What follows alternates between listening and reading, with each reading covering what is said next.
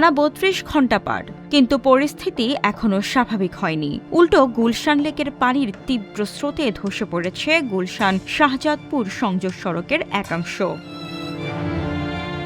যে কোনো মুহূর্তে মূল সড়কটি পুরোপুরি ধসে পড়ার চরম আতঙ্ক এখন স্থানীয়দের চোখে মুখে। টানা ভারী বর্ষণে লেকের পানি বেড়ে রোববার সকাল থেকেই তা মূল সড়কে উঠে আসে। সোমবার সন্ধ্যায় দেখা যায় প্রবল বেগে পানি বইতে থাকায় সড়কের দক্ষিণ পাশ ভেঙে পড়ছে।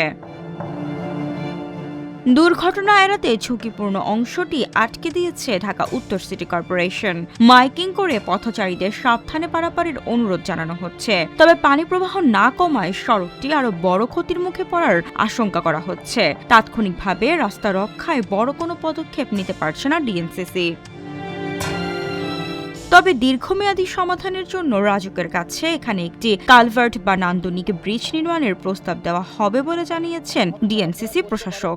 স্থায়ীভাবে যাতে সামনে আরো জলজট বা জলবদ্ধতা সৃষ্টি হলে রাস্তার কোনো ক্ষতি সাধন না হয়, জনগণের দুর্ভোগ না হয়, সেখানে আমাদের কিছু পরিকল্পনা আমরা রাজুককে দিব, যাতে করে রাস্তা না করে এখানে যাতে একটা বড় ব্রিজ, একটা কালভার্ট টাইপের একটা নান্দনিক একটা ভালো ব্রিজ করা যায়, যে ব্রিজের নিচে ফাঁকা থাকবে, পানির প্রেসার থাকলে পানির প্রবাহটা যাতে সরাসরি লেকের মধ্যে চলে যায়।